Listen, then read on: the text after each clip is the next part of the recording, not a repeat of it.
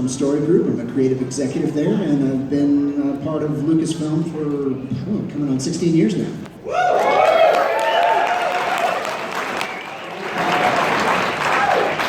I'm Matt Martin, also on the Lucasfilm Story Group, also creative executive, and I've been there for, I think, 9 years next week.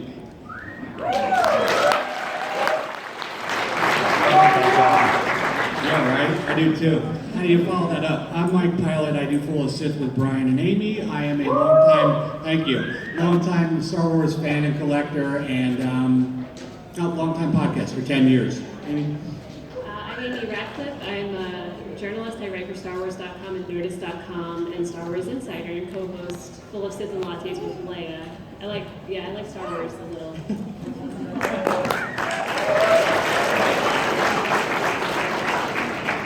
I'm Christie Golden. I wrote 3 books in the Fate of the Jedi series, along with Aaron Alston and Troy Deming, and also Dark Disciple, which is set is I read that book. It was excellent. So with the Clone Wars, one of the things that people sort of started to understand about it after it started coming out was that it was adding sort of shading and meaning to things that we already knew or thought we already knew, and it added things that were completely unknown. And I think probably one of the biggest revelations that Clone Wars made right out of the gates was that Anakin Skywalker had a Padawan. And I'm wondering how just that very idea sort of changed Star Wars. If any of you want to jump in and kind of expound on that.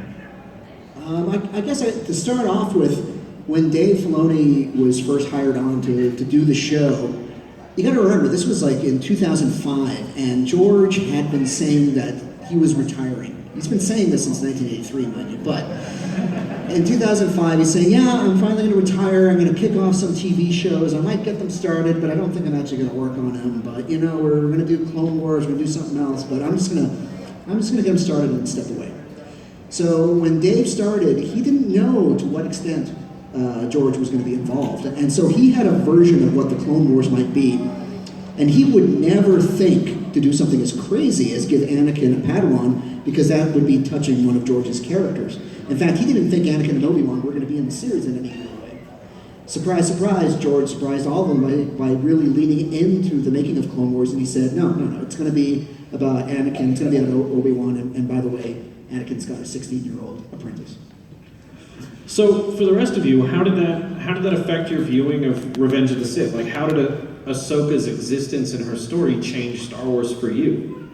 It makes it a lot more tragic. Like, the more people that you see kind of connected to Anakin that he had really good, solid relationships with, the more sad it is to see this final choice that he ended up making. It was late for me because the Clone Wars was not my point of entry into Star Wars. It was what made me the Star Wars fan I am today. It made me go back. I'd only seen the Star Wars films once previously to Clone Wars all the way through, and it made me go back and dive into that universe more. So once I watched a little bit of the Clone Wars first and started going back and rewatching the prequels and the original trilogy, it added so much, like you said, tragedy for sure, and a little more depth to Anakin and a lot more meaning to what happened for me at the end of Return of the Jedi. Yeah, I think it adds so much to the prequels and the original trilogy, and add kind of what Amy said. I wasn't on board with Clone Wars right away, and this panel, how did the Clone Wars change Star Wars? How did the Clone Wars change my Star Wars? My daughter's 10 now, and she's the one that watched the Clone Wars, and she brought me into it. One day she sat down and said, Daddy, you gotta sit down and watch this with me. And finally I did, and it was the beginning of season 4 with Darth Maul. And how do you watch that and not be sold on it, and go back and watch all the other episodes, and then you're hooked, and it changed Star Wars for me completely. And then we go along with the rest of that series, and yeah, it makes everything with Anakin more tragic. It makes the failures of the Jedi more apparent. It makes the Sith, it makes the Emperor, his rise, even more like wow. So Yeah, absolutely. the Clone Wars had the chance to go in very deep into the whole situation of the clones. And on another panel earlier today, I said that the whole story of the clones themselves is some of the most tragic, beautiful, almost Shakespearean disaster that you see coming that you can't avert.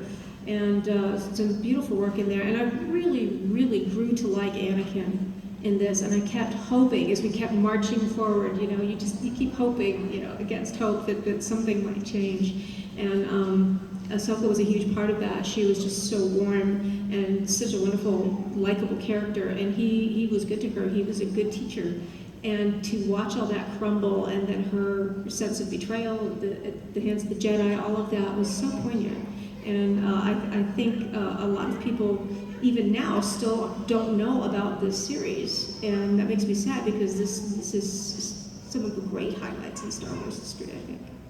So, Christie, you bring up the clones, and I think that the Clone Wars offered like a life into a window into the life of clones, but Boba Fett also, and the idea that he kind of has to struggle with the fact that the largest military force in the galaxy all has the face of his father. So I'm wondering if you guys could talk about maybe some of the way humanizing the clones worked and how that felt as you watched them betray everyone in Revenge of the Sith. That actually reminds me of a story during the making of the season 2 finale where we introduced Boba Fett into the series, and Fett sneaks onto the Endurance Mace Windu's flagship by pretending to be just another cadet. There was a sequence in there where he basically tricks a clone trooper out of his blaster and ends up stunning him. The sequence was originally staged where it wasn't just a stun effect. Boba would have actually killed that clone, and before he pulled the trigger, the helmet was supposed to fall off, and he was supposed to see the face of that clone. That series of episodes was already pretty heavy as it was, so it was probably for the best that they did not go in that direction, but it was definitely a factor that loomed over any time we leaned into Fett and the Jango heritage. What's really interesting about the clones, I think, is that when you see the Star Wars films, there's so many characters that are like larger than life, not quite superheroes, but they have that feeling. And the clones are actually, I think, kind of some of the most human characters in Star Wars. And they're the most relatable, and you really understand where they're coming from, even though they have such a strange and bizarre background to them. That's an interesting switch from the stormtroopers, who are individuals that don't have that individuality the way the clones do. Exactly. Yeah, the clones have really individual personalities. They're certainly themselves, and we get to see that a lot in the episodes with just them. Yeah. What I really like, besides seeing the clones become their own, just seeing them as individuals, and I mean, God bless D. Bradley Baker for being, he did such tremendous work in making them all so unique. But I liked also looking at because they essentially did use them, though I think a lot of the clones and Jedi became friends, and less, they're essentially sitting them kind of battle fodder at points. So it's interesting to watch that failing of the Jedi and how they interact with the clones. In some ways, I don't want to say it's ultimately right that the clones betrayed them, because that's not okay. That's actually pretty terrible. But it's just an interesting dynamic that they explored in that series. Well, you have battle droids that are replaceable. And you have clones that are life, and they'll go out and they just get killed as easily as the battle droids. And really, they're not. They're looked at like they're battle droids, like they don't matter, and they're all alive. There's actually, and this is directly from one of the scripts that I turned into a novel, there's actually a speech that Count Dooku gives where he says, "We only send battle droids in, but our evil enemy sends living beings to their death." And Voss goes, "Man's got a point." And I love that was in there because, oh my God, Count Dooku is actually right on this side of this equation. So I thought that was a pretty interesting nod to the situation. Christie, I think it would be a shame if we had you and didn't talk about Ventress, which I think is a character that really added a lot to Clone Wars and sort of had a really fascinating arc that kind of adds an undertone to the rest of the Star Wars mythos. I'm wondering if you could start talking about that, and Pablo, like if there's any insight about Ventress that you might have. Sure, I'll let Christie start. When I was given this task, I knew that there were so many people out there who really, really deeply connected to Asajj Ventress, and she was such a pivotal character throughout the series. And I really knew that I had to get this right, so there was a little bit of pressure going in on that. I really enjoyed her because she seemed to finally, after so much, we saw her being almost cartoonishly evil at the very beginning, and then she grows, and then she's betrayed, and because the Sith always betray, don't they? And then she finds her sisters in this place, and we just watched her. I'm getting goosebumps. She's just such a remarkably well-developed, nuanced character, and then to bring her through this was a real privilege. And I wanted to make sure I captured that. I wanted to make sure that I had a woman who had suffered so much, but who was still strong, who wasn't broken, who still had a bit of a sense of humor about it. And she walked that line, that narrow, narrow place between the dark side and the light that I don't think, and someone I'm sure will correct me if I'm wrong, but I don't think we've ever seen that before. I mean, she actually was doing it. And then to introduce Boss into that was, let's throw the big rock into the pond. But I really, really admired her, and we all, as we worked together with Story Group, we all knew how important it was that this be true to the character. And there was so much depth and resonance to her that it was, once I had kind of absorbed her through watching the episodes over and over again, I really felt there was so much meat there that I could dive into.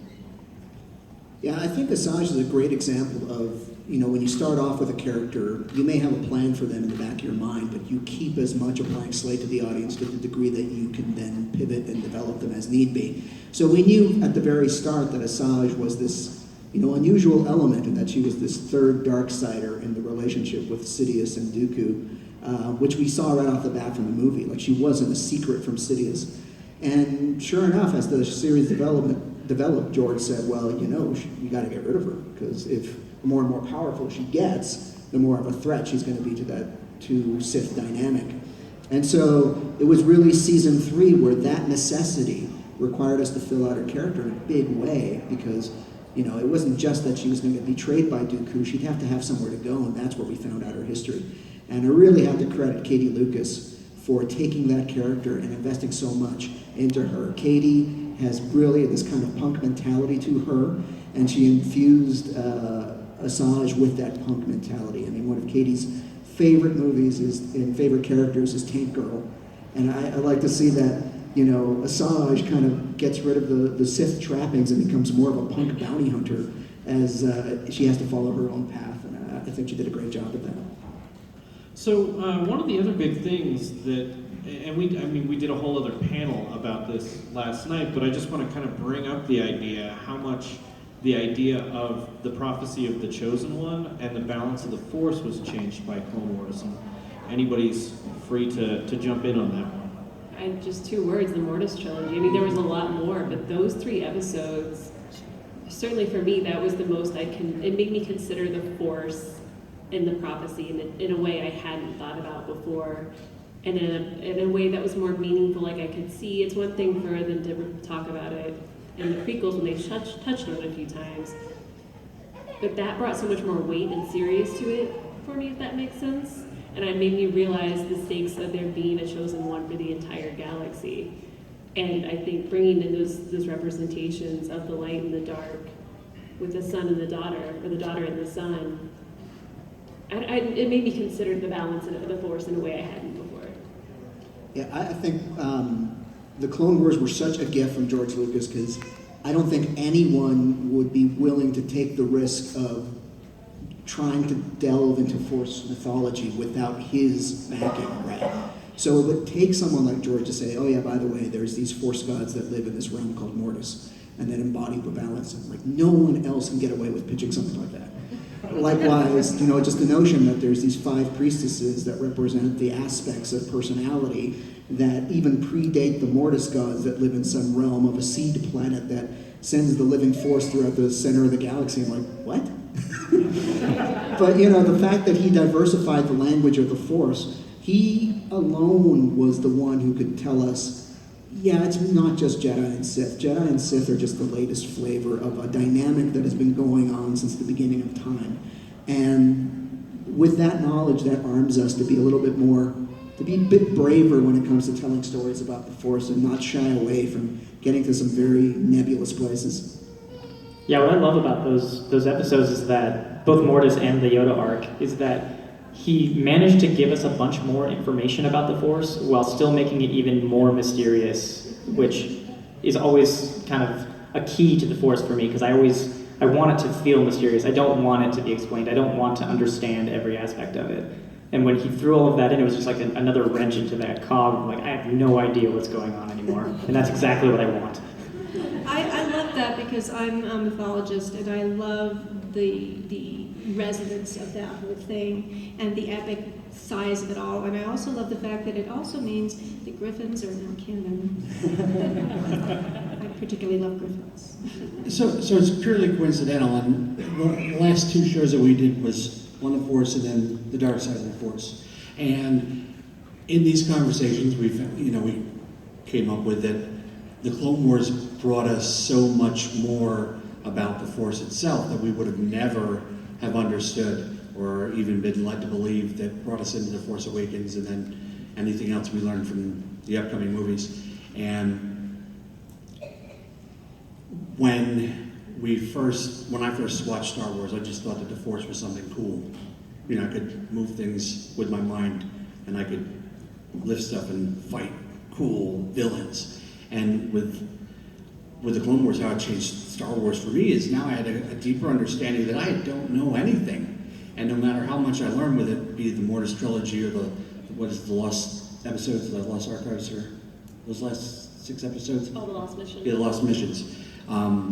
With Yoda on the Sith planet. I don't know anything, really. Isn't it great? Yeah, it's awesome. That sort of leads me to those episodes you mentioned, kind of add some shade and meaning to what's going on with Qui-Gon Jinn. Mm-hmm. Do you guys want to expand on that a little bit? I think the more I learn about Qui-Gon, the more that I realize he is the ideal Jedi. All the prequel Jedi, almost to a one, are flawed. They have bought too much into the system, and that is their downfall. And yet Qui-Gon, because of his his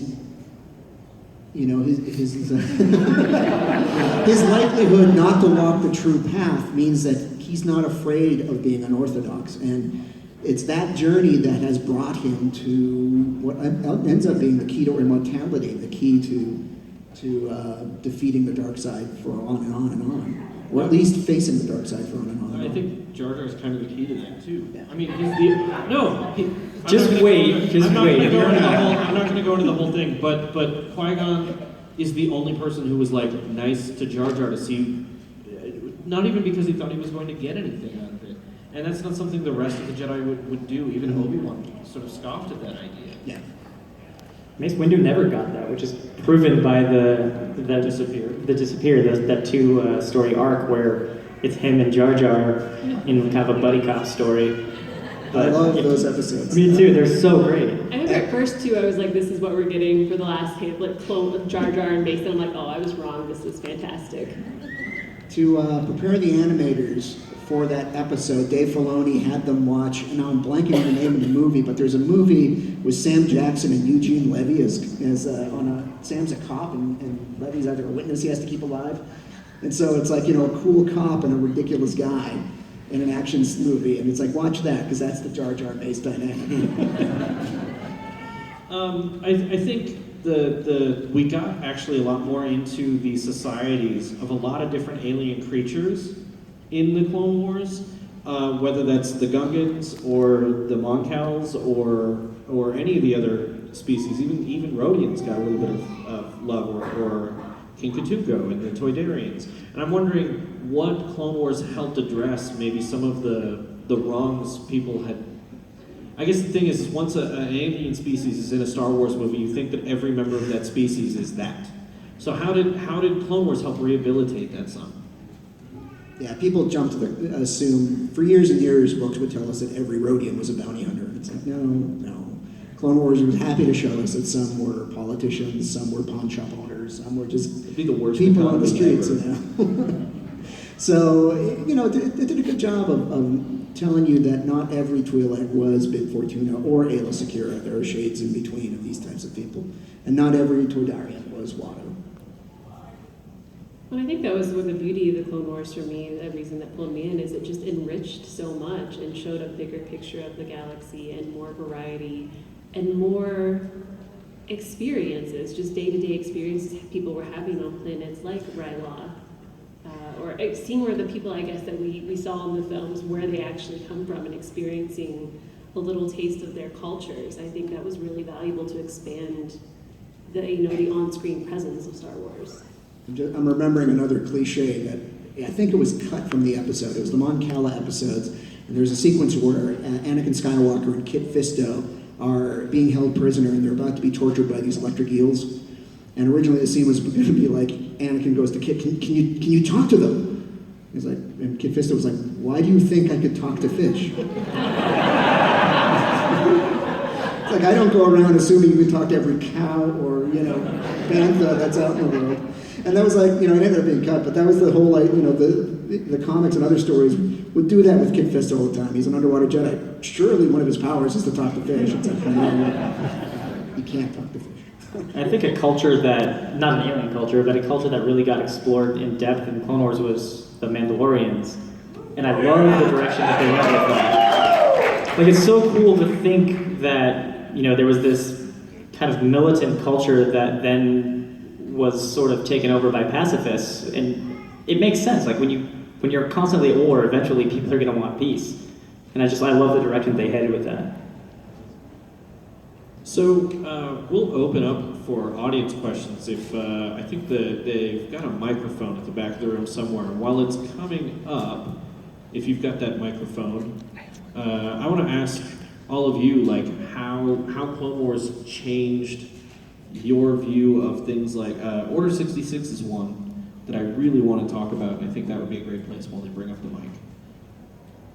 How did Order 66 change in your view based on what we saw in the Clone Wars?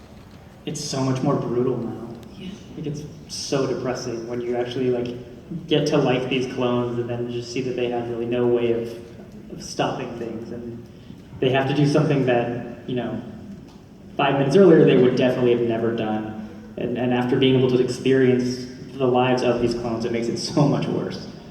It definitely made the Kaminoans much more complicit in everything that happened. Before, you didn't really know if they were in on it. But that arc where you realize that Fives is on the run, and Nala Se, the head cloner, you realize that she's a terrible person, and Lama Su was in on it too. Like, they knew what they were doing, but they don't care because they're making money. They got a Senate seat out of it. They got all these perks out of arming the Republic, and to them, the clones are just a product. It makes it.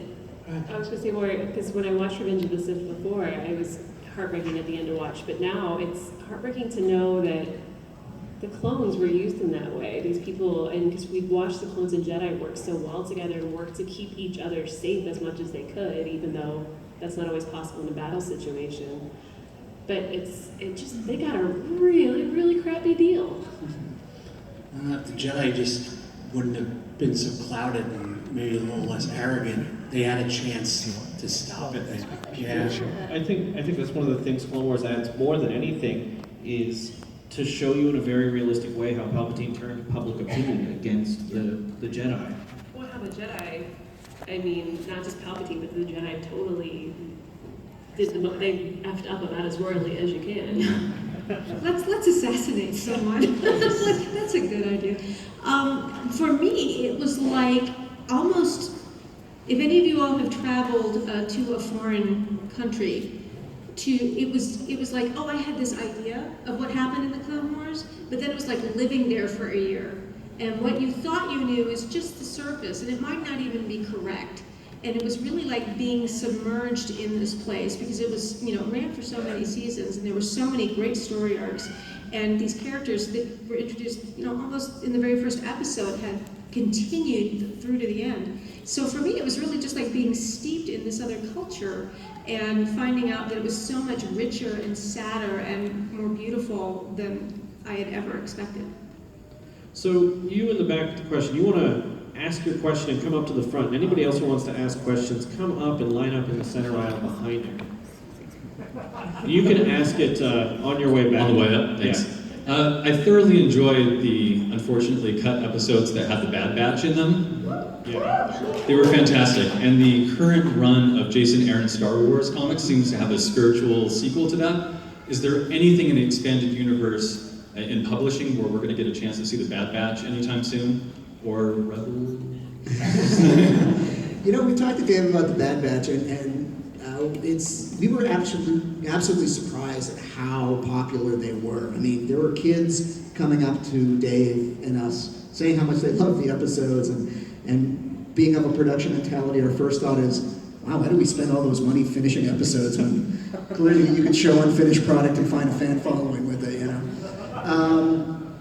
Regarding doing more stories with the Bad Batch, you know, doing any stories with incomplete Clone Wars material is something that we're constantly looking at and discussing and trying to find what's best for what story.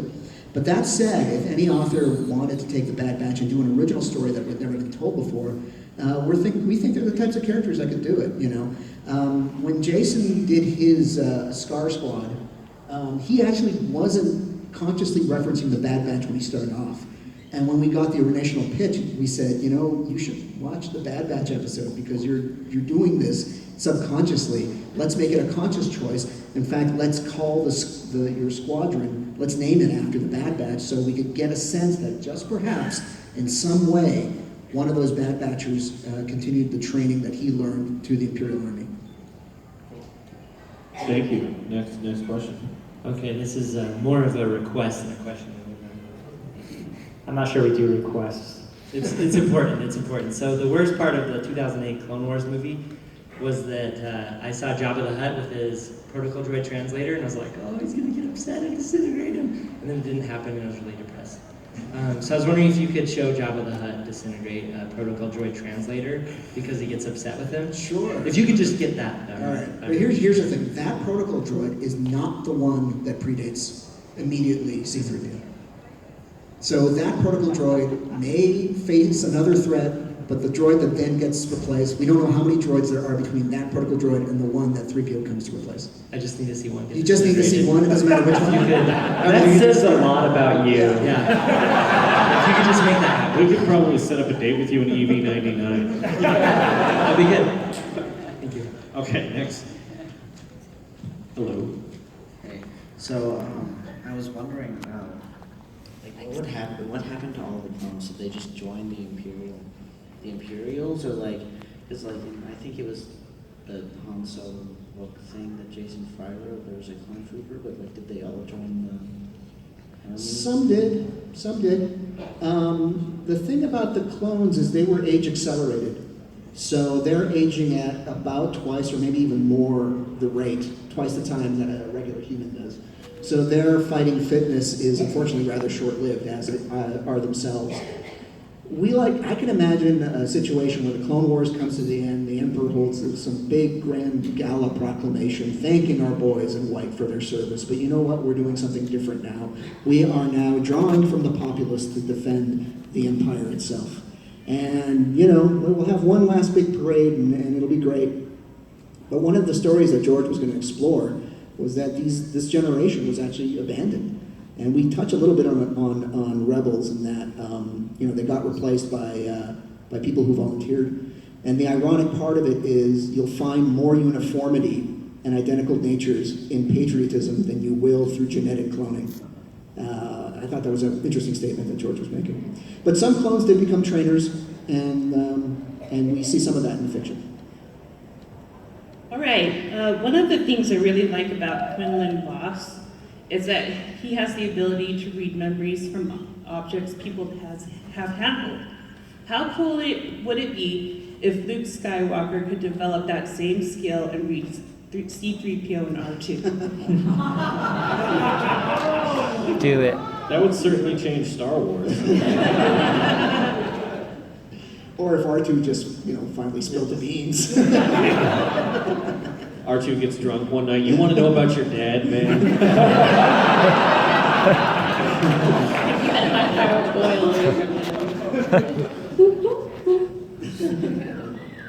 So my question, so earlier you were talking about how the Clone Wars really fleshed out the clones and made them individual, and really made them feel real. My question is kind of like asking, like, comparing that to Rebels, where in Rebels, there's no clones, there's stormtroopers, but they become the droids that were in Clone Wars. They're faceless, they get killed very quickly, and kind of like, I guess my question is like exploring that and the morality of that and how it's really taking away these people that we worked so hard to, these troopers that we made so hard to make individual, and now suddenly making them the droids.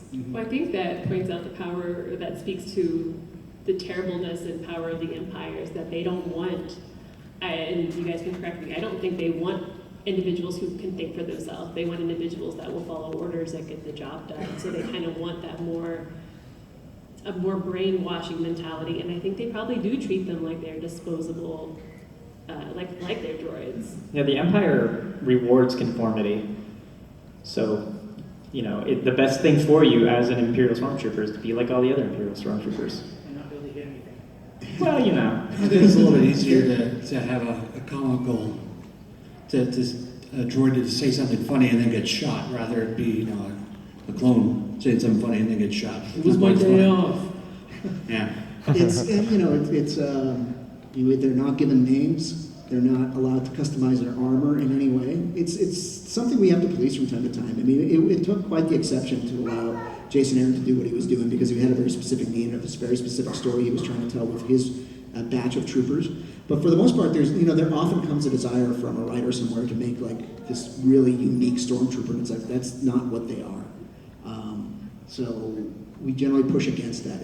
We find that happens in games a lot. It's like, oh, can we have a custom unit that looks like this? It's like, well, that's not thematically what they are, you know. You could have a different one, but make sure there's 1,000 of them, you know.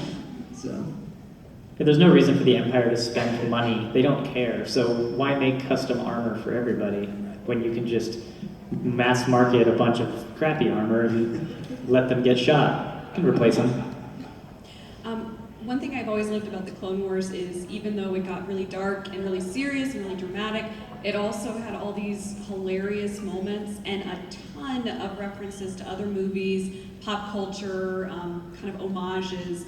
And I wondered what you guys' like favorite homage to an earlier movie or a certain like genre in Star Wars was, the Clone Wars.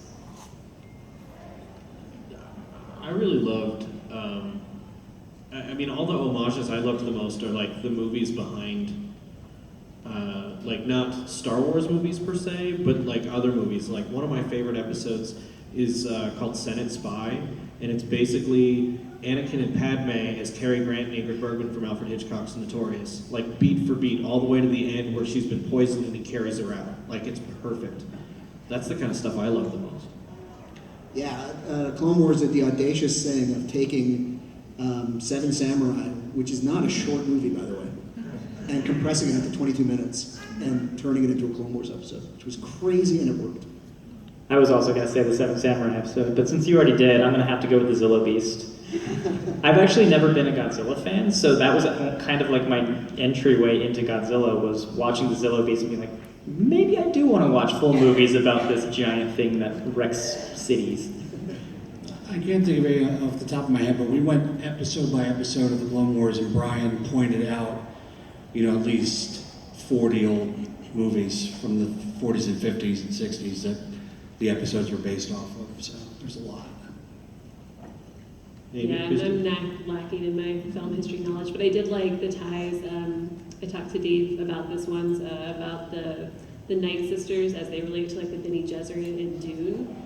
I thought there were some cool influences there, and I liked that there were some common traits between those groups. I'm one of those people who, if you say, what's your favorite anything, I just go all deer in the headlights, so I'm a terrible person to ask that. But when you're speaking of humor, the first thing that popped into my mind was there's a little bit in one of the scripts in Dark Disciple where Anakin and Obi-Wan are trying to sneak in, and they've programmed the robots to go ahead, and they're speaking through them, and Anakin just keeps going, Roger, Roger, and he's really having a ball, and it's driving Kenobi absolutely crazy, and it's a delightful little bit.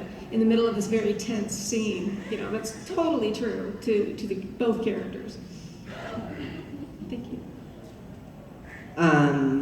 So earlier you were talking about Asajj's adventures and her getting kicked out. Well, eventually she in turn brings in Savage Opress, who in turn brings in Darth Maul. How do you feel about Savage Opress and Darth Maul coming in? Because we know Darth Maul was like sliced in half and fell down the shaft. Remember how I said only George would be crazy enough to do some of the Force episodes? Yeah, only he would be crazy enough to bring Darth Maul back. Like, no one but George would think about pitching that. Because it's like, well, George really would have killed him.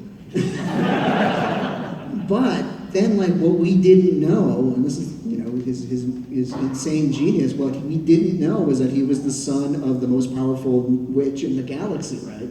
So we find out that there's all sorts of crazy backstory that we never knew about Maul that comes out in the course of the storytelling. I loved it. I was so invested, and when I saw the trailer for the season 2, the mid-season trailer for Rebel season 2, and he kind of turns to the camera and says, "Call me old master," I about lost like every tear in my body. Yeah, no, I loved it too. I think the character of Darth Maul in Phantom Menace, like, he's cool, he certainly looks awesome, but there's not that much to him. Like, he's just kind of, you know, a lapdog. But what they did with him in Clone Wars added so much more depth to that character that I am way more interested and personally invested in Maul than I ever was from Phantom Menace. Yeah, earlier this morning we talked about Maul, and I about lost my mind because I love Darth Maul, and I love what they did with him in the Clone Wars. Savage Opress has become a really amazing character to me, and I've gone back and watched those episodes countless numbers of times, and it's tragic what happens to Savage Opress. He starts out as a normal guy, he gets created into a monster, and I don't want to do any spoilers, but what happens to him is tragic and sad. Savage is like this big abused dog. Yeah. You know, like he can't help what became of him, and it's like you just feel bad. Yeah, it's sad and tragic, but it's great to watch. It's great storytelling. Yeah. On a fun side note, I actually have the Savage Opress alarm clock Lego. Yeah. That's awesome. It's amazing. Yeah, I like that we saw, like Matt said, we saw that Maul was cool in Phantom Menace and very capable physically, but to be Sidious's apprentice, for Sidious to choose him as an apprentice, you know there has to be more to him than being able to look really cool in a cave and spin around the lightsaber really effectively. So I like that Clone Wars shows how intelligent, like, I feel like we really got to see his cunning and how manipulative he could be and how much he actually maybe learned from Sidious in the time he was with them. And I liked seeing how he took care of his brother. You know, he tried to take care of Savage. But I thought it was an interesting twist for the character. Even though, and I love, one of my favorite things for people who haven't seen Clone Wars, I like to play evangelist sometimes, but they'll talk about Darth Maul. It's like, he was so cool in Phantom Menace. It's just such a pity he's gone. I'm like, but you don't even know. Like, let me make you a list of episodes of Clone Wars to watch.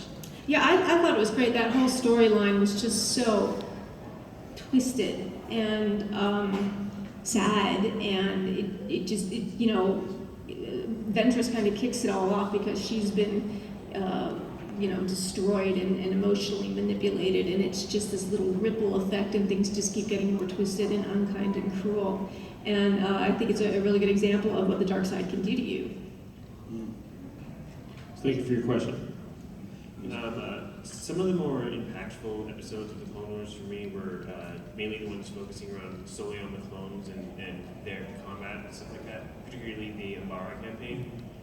And so those stories are like, they're good war stories, you know. So what I was wondering, if, you know, since we've seen Rogue One get so much support by focusing more on the wars aspect of Star Wars, do you think it would be successful if there was maybe a live-action war movie focusing on the Clone Wars? Like, do you think that would be a good way of not only just like calling more attention to an era that's been for the most part ignored a lot lately, and also being just a good movie itself? I know you say lately, but we can't forget that this went on for 6 years, you know. there's a lot of storytelling that we did in that era, and to do a live action movie on it, if the story there existed, we definitely would entertain it, but because that's where we always start from, what's the story? But just to shine additional light on an era, it's that's generally not a starting point for storytelling, for us anyway. But that said, war has always been a component in Star Wars. Rogue One dials it up more than I like to imagine it as it's a recipe, and it turns out that the Rogue One movie has more portions of war in its recipe than the other Star Wars movies do. Could we revisit the clones in some other storytelling? Absolutely. Every area of Star Wars history is open to us, but as to what format and where, we'll have to see. Well, in a way, they are getting revisited in Rebels. Oh, totally. Yeah. We've got Gregor and Rex and Wolf. We brought them back in season 2. Rex is still around, and we haven't seen the last of all those guys yet. Thank you for your question. We've got about six minutes left or so we'll try to speed through the questions. This might be a pretty quick question. Recently, Netflix announced they were doing Flix tapes, and the first thing I thought of was the story arcs for different characters being compiled. Have you worked with them or thought about them? I haven't even heard about this. No, I haven't. It's just you can submit episodes or TV. So it's a way of collating the content, so you Yeah. could look, just give me all the Anakin episodes, give me all the Ahsoka episodes, or something like that. So that's a great idea. Rad. I would be so excited to do that. So in the meantime, there's a technology-free solution where one of my columns for StarWars.com is called The Playlist. And so I curate playlists of some of these stories. So there was one that's like, here's everything you need to watch or read about Darth Maul, and here's everything about Tarkin and Obi-Wan Kenobi. And so I'm curating a lot of that stuff right now for StarWars.com. I'd love to make it easier for people. So that'd be awesome. Thanks for the tip. Thanks for the heads up, yeah. Hi. So in Clone Wars, we see a lot of camaraderie with the clones with each other. We can tell that they feel when a commander gets hit, they remorseful. Do you guys think personally that when Order 66 was declared, there were some clones that were like, hey, what are we doing? Like, we fought with these guys for years and now we're shooting them? Or do you think it was just like a switch? Like, that's it, we're done? So my understanding is that once it was activated, it was a switch and they did what they were supposed to do. Like before we saw that episode, I thought, what are they doing? Why they're just taking orders, they're just doing what they're told, and how can they do that? He was just handing Obi-Wan his lightsaber, like how could they do that just by taking orders? But once we see the episode of the Clone Wars where you understand it's a chip, and that's what affected them, then I understood it better. Is that fair to say? Yeah, I think it is. Cody is our kind of test on that. Like Cody was so good friends with Obi-Wan. The fact that he did it makes me sick that it was pretty much a switch. And I hate to say it, but I imagine there were a lot of clones up late that night at the bar that just coming to terms with what they did and trying to convince themselves, well, they're traitors. It turns out they were traitors. I'm going to give you a little hint on something. The bar that Fives goes to, what's it called, 71s or 76ers or something? Yeah. That bar was going to feature in a live-action TV series as a place where clones went to forget, which is kind of sad. But there's actually a little bit of storytelling in the Kanan comic books that kind of explores that too. That would be cool to check out. Yeah, since all the clones were so individual, you have to imagine that while they all probably believed they did the right thing because they were programmed to, I'm sure they all dealt with it in different ways. Yeah. Thank you. Yeah, but for a long time I just couldn't understand how they could do that. Yeah. So on YouTube, I've been seeing a lot of people saying in Star Wars, in Rebels, they're going to bring back Mace Windu, he's going to have a series car. And I was going to ask if that was true or false, like if they're just lying and they're editing the film. What do you think? Do you think Mace Windu survived? My personal opinion, yes. Really? Big Windu fan? Yes. Well, then hold on to that, I guess. I didn't see a body. I didn't see Maul's body either. Yeah. So my question's aimed at Christie. Christie, I've read a bunch of your books. They're fantastic, by the way. Love the Fate of the Jedi series.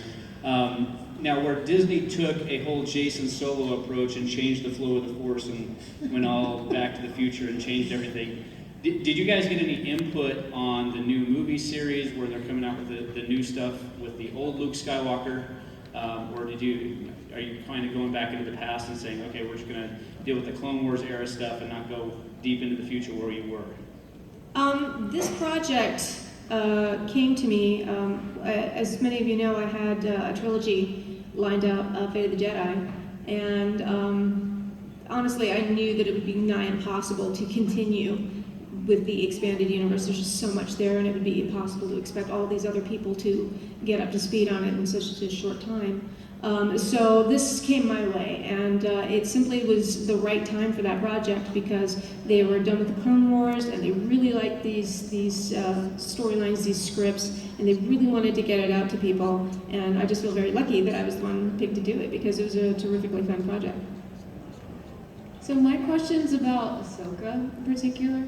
So I know obviously in Rebels they're expanding how she's working with the Rebels and such, but is there ever going to be a time where they're going to show, give more insight as to what specifically she was doing after she left the Jedi Order and her training and all that? I know this answer.